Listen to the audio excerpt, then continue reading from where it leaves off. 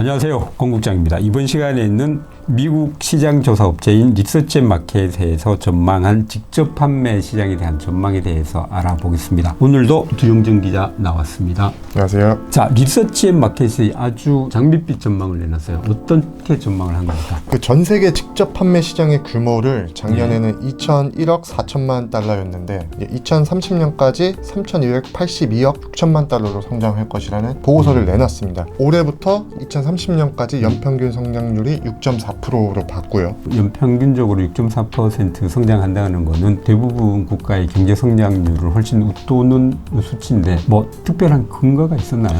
이제 보고서가 내놓은 이제 근거는 요즘에 소비자들은 제품을 구매하기 전에 그 물건을 직접 살펴보고 체험해보고 싶은 욕구가 강해졌는데 이제 직접 판매, 그러니까 다단계 판매 같은 경우에는 물건을 직접 소비자에게 가져가서 체험을 해보게 하고 사업을 전달하는 이런 구조이지 않습니까? 그렇다 보니까 직접 판매 산업이 성장의 원동력이 되어줄 것이다 이렇게 내다봤습니다.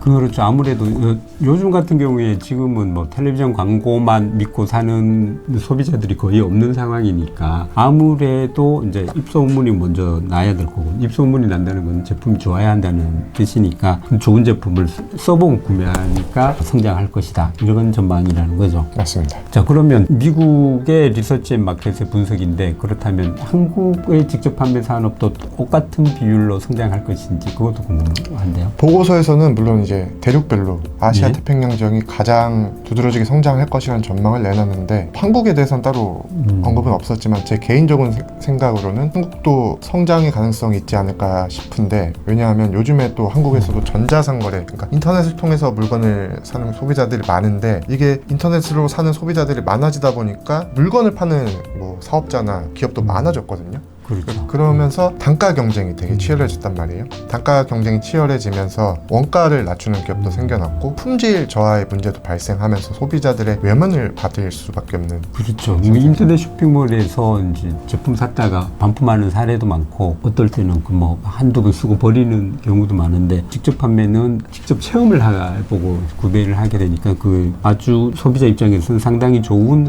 소비 채널인데, 한국 같은 경우에는 지금 세계 2위 시장이죠. 맞습니다. 예, 세계 2위 시장이다 보니까 아무래도 이 직접 판매 시장의 성장을, 특히 아시아 태평양 같은 경우에는 성장을 주도할 수도 있을 것으로 예상이 됩니다. 그러면 한국 같은 경우에는 어느 정도까지 성장 가능할까요? 2030년까지 6조까지 가지 않을까. 6조까지.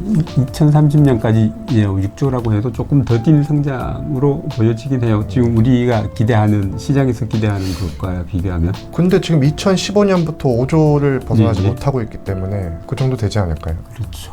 한 5천억 더 해야 5조. 5조 4천억이니까 한 6천억. 네. 뭐 연평균 6.4%, 2030년까지 연평균 6.4% 성장한다니까 여기 참가하시는 판매원들의 소득도 뭐 6.4% 이상 꾸준히 증가할 걸로 예상이 됩니다. 다음은 소비자 법학회에서 학술 세미나를 열었어요. 지난 10월 27일 날 열린 것 같은데 어떤 내용이 논의됐었죠? 맞습니다. 당시 한국소비자법학회하고 강민국 국민의힘 의원, 고려대학교 법학연구민사법센터가 공동으로 개최한 세미나였는데, 이날 이제 방문 판매법의 형벌 규정이 과도해서 이걸 좀 손질하고 불법 피라미드와 합법 다단계 판매 업체를 구분해서 이제 법을 제정하자라는 얘기가 나왔습니다. 이게 우리 지금 합법업체에 대한 법적 제재가 너무 가혹하고, 특히 이제 형사처벌 가능한 정도로 이제 제재하다 보니까 합법업체가 오히려 불법업체보다 손해를 보는 일도 뭐 비일비재한 거죠. 맞습니다. 그러니까 이제 정경련에서 작년에 공정위 소관 10개 법률의 경제형벌 조항을 검토를 했는데 방문 판매법이 개선할 게 가장 많다고 나왔어요. 그중에 대표적인 게 이제 수당을 많이 줬다고 형사처벌을 하든지, 공정위에 뭐 매출액 후원수당 지급률 자료를 안 내서 형사처벌을 받든지, 청약체를 대금을 안 돌려줘서 이제 형사처벌을 받든지. 보통은 이제 전자상거래법 보면은 그 청약처를 대금 안 돌려줬을 때 시정조치 같은 행정 제재로 이제 제재를 하는데, 방문 판매법만 이렇게 과도하게 형사처벌로 제재를 하고 있습니다. 특히 이게 납득하기 힘든 경우, 이게 이제 35% 수당 상한선을 초과해서 수당을 더 많이 지급을 했다고 해서 형사처벌을 하는 것 같은 경우에는 우리 노동법에 최저임금 제도하고 완전히 배치되는 일이어서, 이거는 어떤 일이 있어도 뭐 재개정을 통해서라도 이거 좀 바로잡아야 할 걸로 비춰집니다. 또 다른 의견들이 또 있었나요?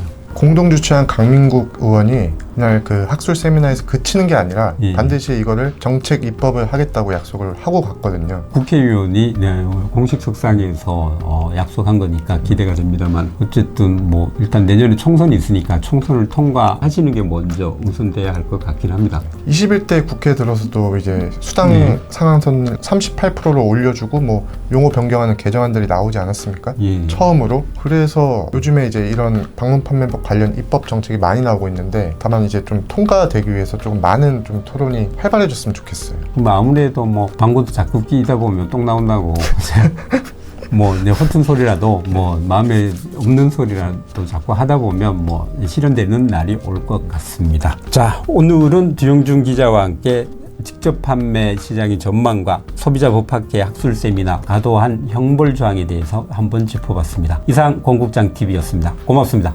감사합니다.